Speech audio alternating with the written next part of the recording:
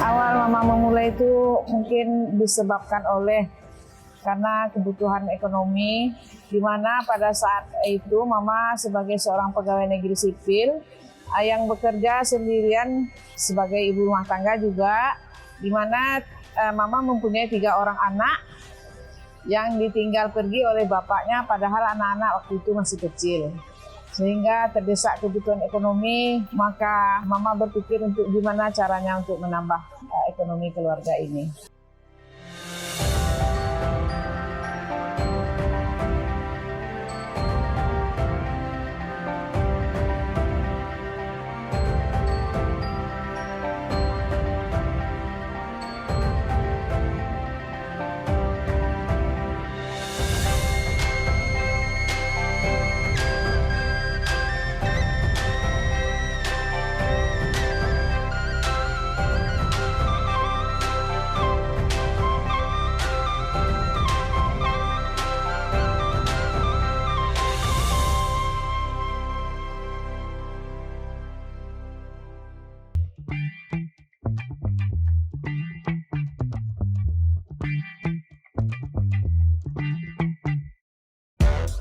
Kalau arti Soraya buat saya, itu kan dulu saya nggak punya penghasilan tetap.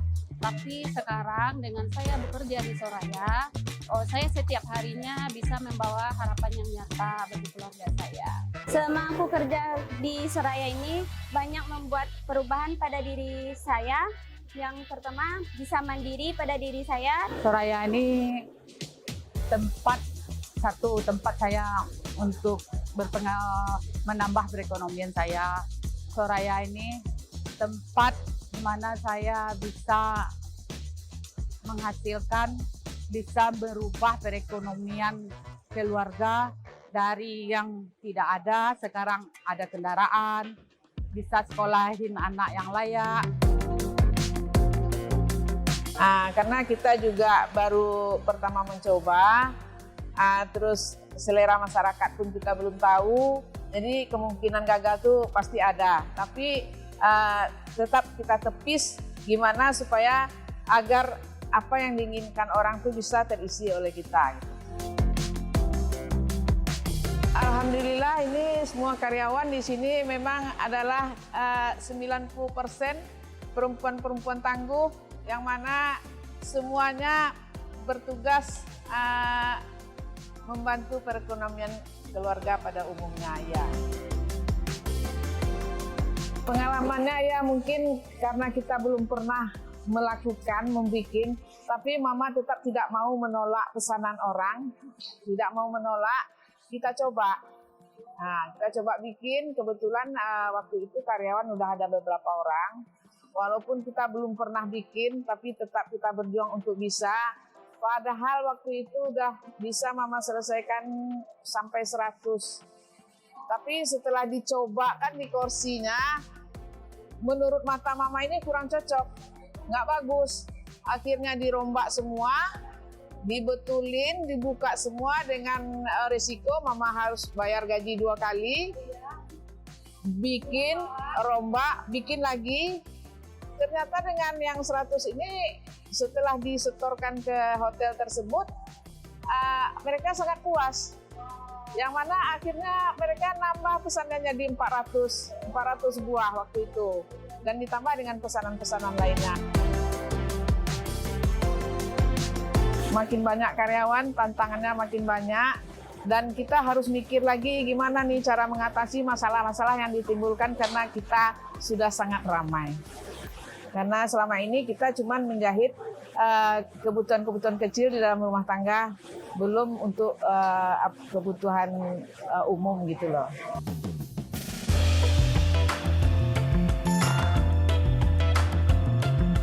Proses pemindahan kepemimpinan dari mama ke abang itu waktunya cukup panjang ya. Waktu abang baru mulai mengelola toko itu banyak sekali pelajaran yang mama ajarkan tentang bagaimana memimpin beberapa orang. Nah, mulai dari menghandle tukang jahit, ilmu-ilmu yang mama punya itu paling tidak 70% abang udah bisa kuasai.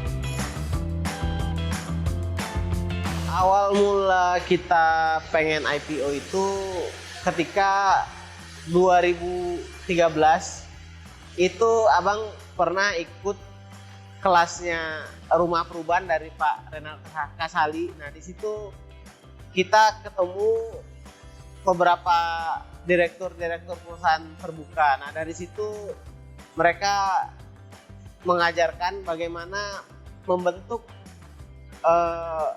sebuah perusahaan jadi corporate. Jadi awalnya bisnis kecil itu diajarkan bagaimana mengajarkan tata kelola perusahaan yang baik dan benar. Mulai dari struktur organisasi, mengelola orang, bagaimana SDM-nya bisa terus bertumbuh.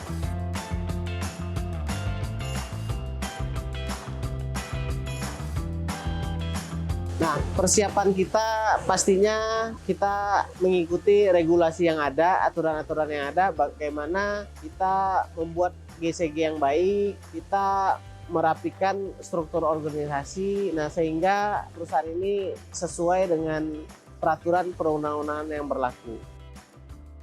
Membangun manusianya dulu, bagaimana timnya kita ini dari awal mereka misalnya belum tahu tentang ilmu marketing, nah kita mengajak mereka untuk selalu belajar melalui e-course atau pelatihan-pelatihan yang ada. Nah dari situ mungkin mereka juga harus belajar banyak, jadi kita terus mengasih PR bagaimana mereka bisa pengetahuannya terus bertambah di bidang yang mereka geluti.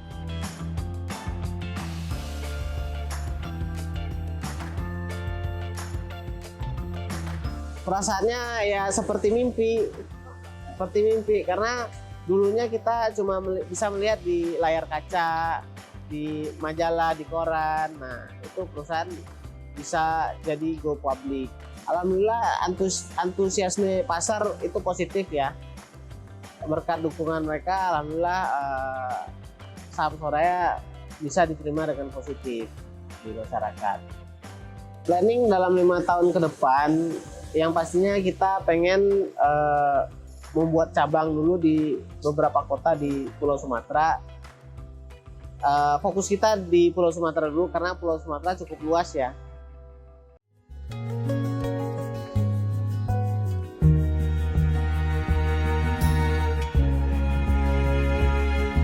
Kalau bagi kami yang terpenting itu adalah kualitas produk. Dan selain itu, kami juga selalu meningkatkan pelayanan dan memberikan pelayanan terbaik ke seluruh customer. Kita ada one store dan di sana memang harus memiliki standar pelayanan yang selalu kita jaga.